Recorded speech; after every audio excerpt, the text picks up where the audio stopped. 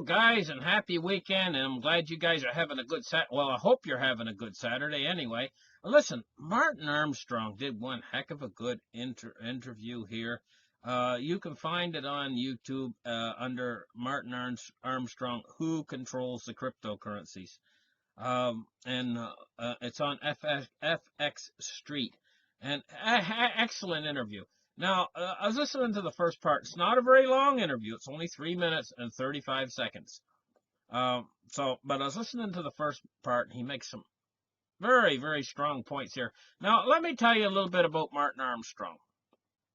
An awful lot of gold bugs don't like Martin Armstrong, and that's because he's kind of been anti-gold and anti-silver for a while now, and he's softened a little bit.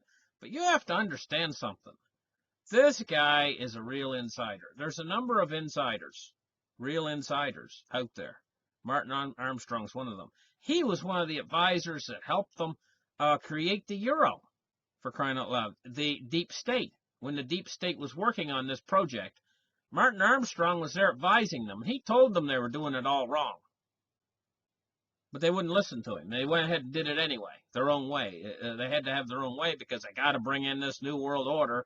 Anyway, so Martin Armstrong, he's a real insider. He knows his stuff. They put him in jail. They've locked him up and everything else from what I understand. And so he has to kind of be careful with them, handle them with kid gloves, and he has to be negative gold. I think that it's very possible that might be maybe one of the conditions that he's able to walk the streets and not be in jail, is the fact that he has to follow certain rules and guidelines that they want him to do. But we're lucky we even are able to hear from this guy, that he's even willing to come out there and put his neck on the line and even tell us what's going on, you know? And he gives you some good insights here into a number of things.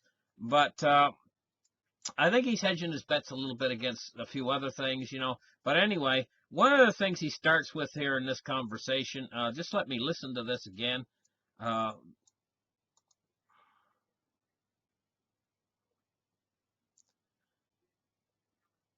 He says there's a growing discontent with the current system.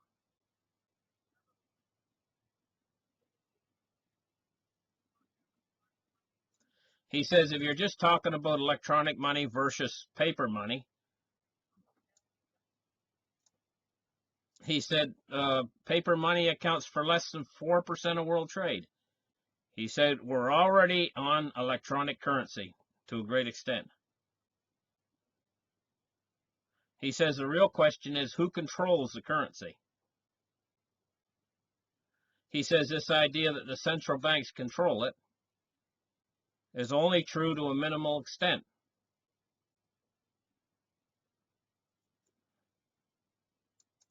See, he's making an awful good point here. The central banks do, to a certain extent, control the monetary flow, but the fractional reserve banking system has an awful lot to do with money creation. In fact, it's the most powerful money creating tool out there, is the fractional. And so they could lose control over the money itself, over the creation of the money itself, the central bank, if the fractional reserve banking system starts to lend money out in voluminous amounts. And they will if they can get a bid.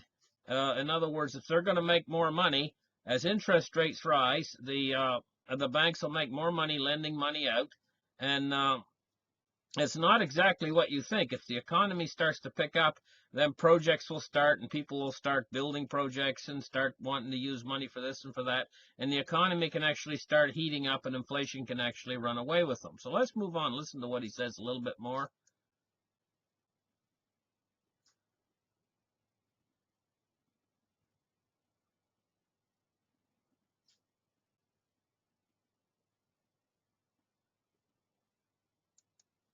He says that's the leverage of the banking system in general. He's talking about fractional reserve lending.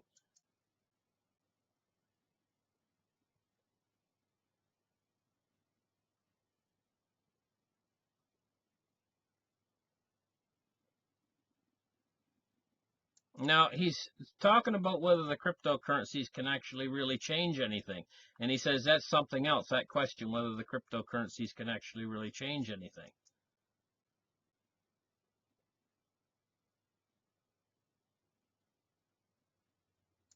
He says most of the governments that are interested, they all want to move to an electronic currency.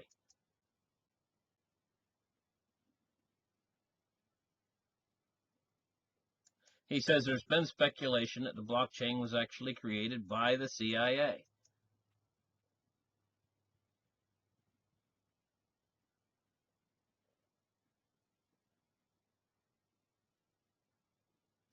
He says there's no exception within government. He says, I meet with them all around the world.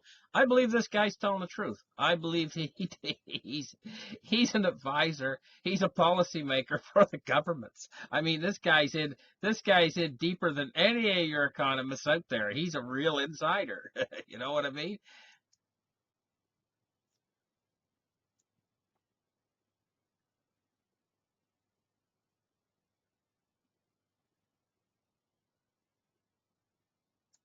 He says they all think the same things. Government thinks they wouldn't have a physical or financial problem if everyone would pay their taxes.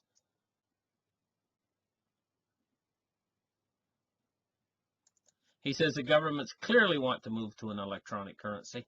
Now, see, I'm listening to what he's saying as I'm repeating it. He says to collect everything they possibly can. And I'll tell you why.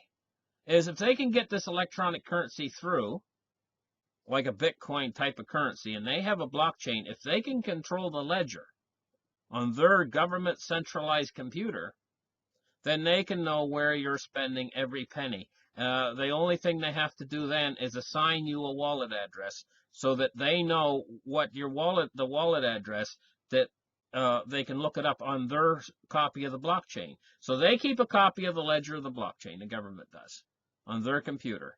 And if they assign you a wallet address, then all they got to do is type that wallet address into their computer and it'll bring up every transaction you ever made in your whole lifetime. And so you can't avoid taxes that way.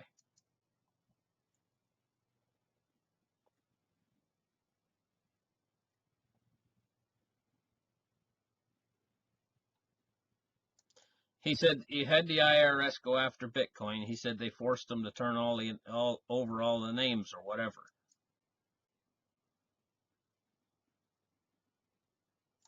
And he says they sent out warnings to people, make sure you declare this on your income tax.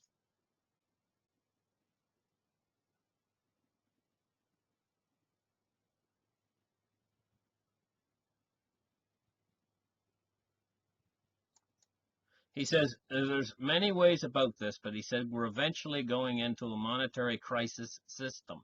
Now, this is the important part of the interview right here. He says there's no question about that.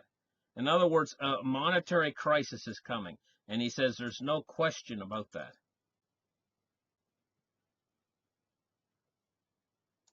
He says, when I think the entire monetary system will collapse, and now he's given away the key part, the key word. He says around 2021, he says he thinks the entire monetary system's going to crack. My personal opinion, I think that it's moving on a quicker times table than that. I think that we don't have that luxury of that much time until this whole monetary system cracks. But we are both, me and him both, are on the same wavelength. We're on the same wavelength. We know that this system has to crack. Now, the cryptocurrencies, do you remember that big lead up? We went up to $775 billion in market capital on the cryptocurrencies, and now we fell back a little bit. Well, that's what Bitcoin always does, and the cryptocurrencies. It always goes on a big mountain, hike up the top of the mountain, and then it falls back. And then what it always does, goes along for a little while, makes a few bottoms, and then she starts up another mountain that's bigger than the last one. What's going to fuel this in the end, I think, and what's going to make this even move quicker than Martin Armstrong actually thinks, is the fact that the monetary system is dying. People are starting to lose faith in it. And this is what's been the driver of Bitcoin all along. The monetary system is dying. He realizes it's dying. He thinks it's going to die completely in 2021. I think it's sooner. But we're both on the same page. We both agree that it's dying. And something else is going to have to replace it. Now, you have to sit up and take note. Even if you hate cryptocurrencies, if you're the worst hater of them on earth, you have to sit up and note when something goes to $775 billion market capital. That's almost $1 trillion. You know, you have to sit up and take notice of something because that is starting to actually have an effect on the entire monetary system at that point. Now, what happens when it just keeps increasing higher and higher, and you see the dollar going down lower and lower? What happens every time somebody goes out and buys a Bitcoin? Well, you could argue that that money that they just paid for that Bitcoin doesn't stop. It goes right back into the monetary system, so it goes right through the Bitcoin in effect. So the guy, he buys the Bitcoin, the money goes right through and back into and so it's not out of circulation. So in other words, the dollars that are spent for Bitcoin, the guy that sold him the Bitcoin, he goes out and he spends those dollars or whatever, and that money goes back into the system again. And so that money is not disappearing from the system. So Bitcoin, one could argue that it's not sucking up liquidity. But in fact, it is having a very profound impact on liquidity. And the reason why is, it's okay, pretend you're the guy who goes out and you buy one Bitcoin and let's say the price is, just to make it nice and even, the price is at 10,000 when you buy that one Bitcoin. What happens is, you pay your $10,000 for the Bitcoin. The guy sells you the Bitcoin. He takes that money.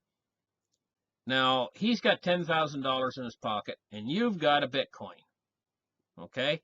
Now, what's the difference between the $10,000 he has in his pocket and the Bitcoin? First off, why was the reason why you bought the Bitcoin? Did you buy the Bitcoin to actually go out there and buy things with it? Are you going to go out and buy yourself your lunch with it? And you going to go out and buy yourself some parts for your car? Are you going to go out and buy a number of items with it and spend half of that Bitcoin the first day? No, that's not what people are doing. People are buying the Bitcoin not to spend it at all. And there's no place hardly to spend it. Okay, there's a few places you can spend it, but you really got to hunt for them. But that's not what you're interested in. You didn't buy that Bitcoin to spend it. That's not why you buy that Bitcoin. So you just now took one Bitcoin off of the market. So let's just say that there's 10 million Bitcoins out there. Now there's 9,999,999. That means that there's less supply. Less supply means higher price because you just bought that Bitcoin. Now, you're not putting that Bitcoin back into the market again. So that Bitcoin is basically effectively off of the market, and it's in your possession. Now, what about the guy that just got the $10,000 that you paid for that one Bitcoin? Well, he's got a pocket full of money that's easy to spend anywhere. And it's very likely he might spend $1,000 of that money before he even gets home that day, buying a few things he needs, buying some groceries, doing whatever he's going to do. Say the guy's a miner that just sold you that Bitcoin, you know? And say he spent his time mining that Bitcoin. That was his work he put in.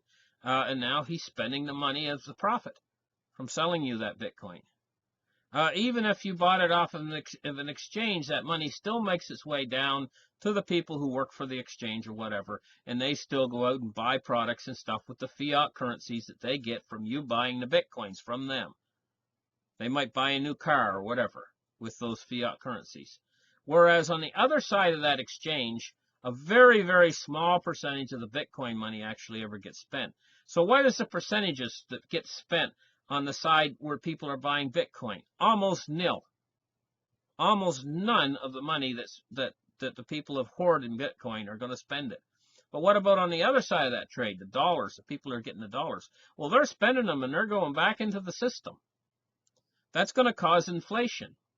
That speeds up the loss of value in the dollar. That dollars go right back into the system again. Now, in fact, it's even worse. It gets even worse because oftentimes you might have taken that money out of the bank to go buy that Bitcoin, right? And the velocity of that money that was in the bank sitting in your account was zero. Now you've bought the Bitcoin, that money makes its way down into the system, and it increases the velocity of money. So the more people buy Bitcoin, the more people are going to haul money out of their bank accounts, and they're going to increase the velocity of money by hauling the money out of their bank accounts, and they're going to increase the net effect. So now, what about when next time comes? So we got Bitcoin, it rose up to this mountain, and it went all the way up to $19,900 and something, right? And now it's come back down to 7,500 and it's trying to make bottoms. Well, let's say it makes bottoms at 6,500. Let's say it makes another bottom at 4,500. And let's say it makes a final bottom at 3,500, and then it starts to go up again. 3,500, 3,600, 3,700, creeps its way up to 4,000, and then 4,500, and it starts to go on its way again, up the mountain, right? So when it's starting to go up the mountain again, say by the time it gets back up to 7,500 where it is now, the excitement's starting to come back into the market again. And maybe that's a year from now or 6 months from now. I don't know how long it's going to be from now, but say the excitement starts to come back and the mania starts to come back bigger than it's ever been before, right? And so Bitcoin starts going up and it heads all the way back up to its old $19,000 mark again. And everybody's excited. Everybody's making money again. The commercials are on TV. I can make you a Bitcoin millionaire. What color do you want your Lambo? And then he goes, ooh, ah, hoo, ha, does his karate chops.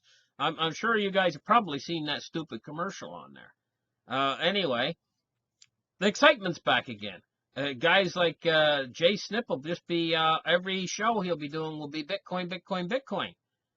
When Bitcoin gets back up to $19,000 again. Everybody will be excited. Everybody will be going crazy, right? And gosh love them, that's the way it should be. But my point is next time it's probably not going to stop at $19,000. It'll make it to 25,000, and then it's just warming up. So what's going to happen ultimately is all these poor guys out there who have got their fiat currencies, or by that time will have seen another depreciation in the value of their fiat currency, say another 20% depreciation in the value of their fiat currency. They're going to start to all sit up at once and start to say, you know, I'm going to take $1,000 out of my bank account, Henrietta, he says to her, you know, and I'm going to invest in Bitcoin. Well, this might be a year from now when Bitcoin's really hot again and going up. And he will actually take money out of his bank account and go and put it into cryptocurrency for the first time ever at that point. And he'll pay the big price. Maybe he might pay $25,000 a piece, and he'd buy $1,000 worth, right? But all your friends and neighbors will be starting to think the same thing at that point. And no, it's not tulip mania. At a certain point, it's like when you're heading toward a black hole. There's a point where they call the event horizon, and if you pass that point, there's no escaping. The black hole is going to suck you in. It's like when you're a kid and you're playing with magnets, you know, and you got this magnet here, and you're coming closer and closer, and you feel the other magnet pulling at it, and all of a sudden they pop together on you. You didn't mean for them to pop together on you, but the magnetic force hit a certain point where you couldn't hold them apart, and they snapped together. And you might have got your fingers caught between them even, you know, but that's what happened. Well, that is what's going to happen with these cryptocurrencies at a certain point. I can't tell you what that breaking point is. It wasn't 750 billion because we went there and it didn't go to the moon from there. It didn't keep going and suck up all of the world's fiat currency and crush the dollar. But at a certain point, say it's 1.5 trillion or $2 trillion, all of a sudden everybody's going to get greedy. And it'll be like the two magnets coming together. And the cryptocurrencies can suck up all of the value of all of the fiat currencies. And what's the net effect to the fiat currencies when that happens? Well, the velocity will actually increase. This is something that is not occurring to an awful lot of people. So let's go back to Martin and listen to what he says.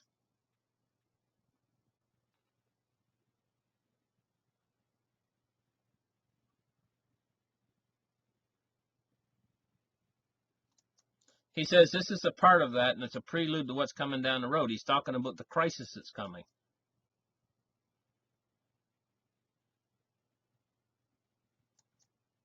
So he says there's definitely a lot of governments that are looking at creating cryptocurrencies themselves, like FedCoin, and like the Russians. I think they already got a crypto ruble.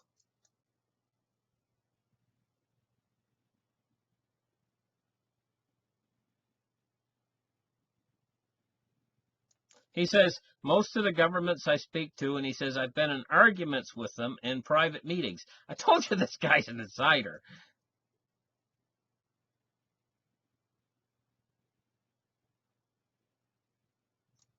He says, and it's the old story. The problem's not them, it's us. He says if everybody paid their taxes, they'd be fine, you know? These guys are laughing. the guy that's doing the interview, he's happened to have a little chuckle, you know, at Martin. But Martin makes points, you know. He makes a lot of points. Uh, I'll tell you what. I personally think that cryptocurrency, because of greed, and because at a certain point you're looking at its track record. I mean, you could have bought Bitcoin at one time for 5 cents a piece. And now let's look at its track record. Right now it's $7,500. I mean, that's an incredible track record.